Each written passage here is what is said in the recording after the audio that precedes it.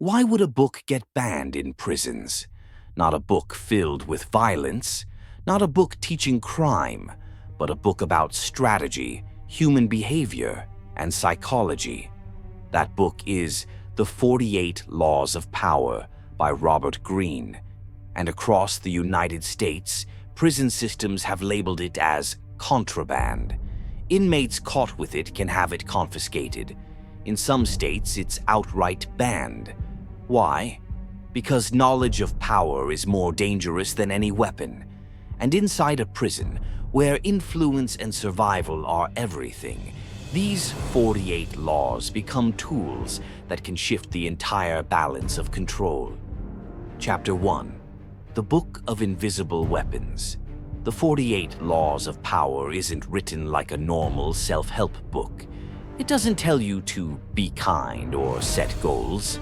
It tells you to manipulate, to deceive, to calculate every move like a general on the battlefield. Laws like never outshine the master, don't make your boss look weak. Court attention at all costs, because obscurity kills influence. Crush your enemy. Totally leave no rival standing who could rise again. Robert Greene studied emperors, spies, conmen, and kings. He didn't sugarcoat it. He packaged raw human behavior into 48 rules of survival. In the outside world, this can mean climbing the corporate ladder. In politics, it can mean winning elections. But in a prison, it means survival, protection, and dominance. And that's exactly why authorities fear it. Chapter 2. The Prison Power Struggle. Life behind bars is about power. Who runs the block? Who controls resources? Who earns respect? There are no elections, no polite debates, no handshakes. It's raw dominance.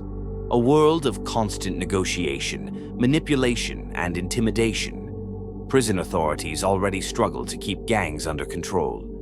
Now imagine handing inmates a book that gives them a psychological blueprint for leadership, deception, and influence. The 48 Laws of Power becomes more than reading material. It becomes a playbook. An inmate could use Law 6, court attention at all costs, to build a reputation, spread rumors, or gain status among peers. Another could use Law 15, crush your enemy, totally, to justify violent elimination of rivals. Others might use Law 33, discover each man's thumbscrew, to find and exploit weaknesses, guards included. For prison officials, the book represents chaos, because in a world where physical weapons are hard to come by, ideas become weapons. Chapter 3. Real-life impact. This isn't just theory. Reports from prisons show that inmates who get their hands on Greene's book sometimes use it as a literal training manual. Pages get passed around, lessons are whispered, leaders quote it during meetings. Some correctional officers have claimed the book inspires manipulation, inmates feigning friendship with guards to gain favors, or carefully plotting rivalries using Greene's advice. The fear isn't just about what the inmates learn. It's about losing control. A guard with a baton can only do so much. A warden with a locked door can only control bodies. But a prisoner armed with psychology, with the ability to unite people, sow distrust, or command loyalty, that's a threat to the entire system. And so the book is banned, not because it teaches violence, but because it teaches something even more dangerous: how to control the battlefield of the mind. Chapter 4. The Irony of Suppression. Here's the irony. Prisons exist to strip people of power, to cage them, control them, and regulate every part of their lives. But banning the 48 Laws of Power only proves the book's point.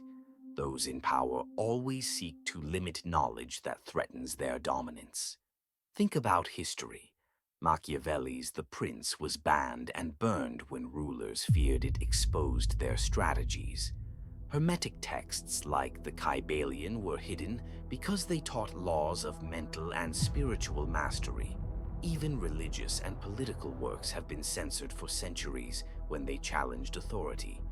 So, when a prison bans the 48 laws, it's not about protecting inmates, it's about protecting the system. Because if every prisoner understood how influence really works, if every inmate learned to build alliances, undermine authority, and manipulate social hierarchies, control would collapse. Who gets to use power? Here's the bigger question. If the book is too dangerous for prisoners, why isn't it too dangerous for politicians, CEOs, or world leaders? The answer is obvious, because those in power don't fear themselves using it. They fear the powerless using it. A senator can read Greene and use it to climb in Washington. A business mogul can apply the laws to destroy competition. A YouTuber can apply Law 6, court attention at all costs, to build an empire online.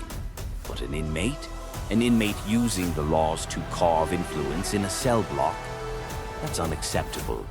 It's not about morality, it's about monopoly. Those who already control society want to keep the playbook in their hands and out of yours. Chapter 6. The Psychology of Fear. Let's go deeper. Why do books like this scare authorities? Because power isn't just about muscles, guns, or money. It's about perception, influence, belief. The man who can convince 10 people to follow him is more dangerous than the man with a blade. The inmate who can turn groups against each other is more powerful than the one who can fight.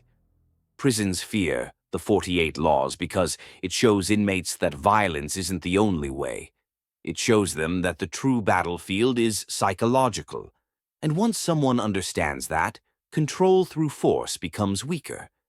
This is the same reason rulers throughout history censored ideas. Not because the ideas were wrong, but because they gave people a new lens to see the world. And once you see the game for what it is, you can't unsee it. But here's the twist. If this book is considered dangerous in prison, what does that say about the world outside? Because the same manipulation that works in a cell block works in your office. The same tactics that give inmates influence can give politicians elections.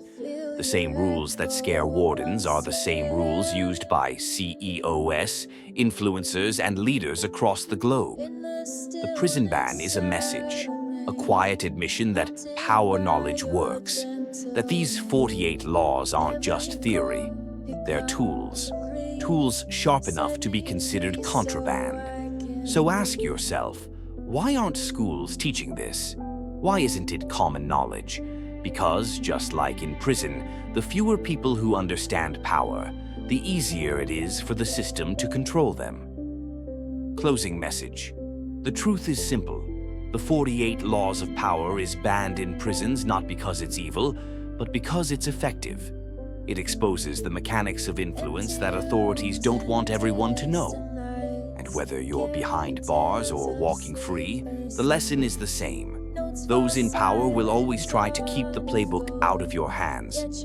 But once you read it, once you understand it, you can never go back. And maybe that's the real reason it scares them. This is the 48 Society. We study the laws, the hidden codes, and the strategies they don't want you to see.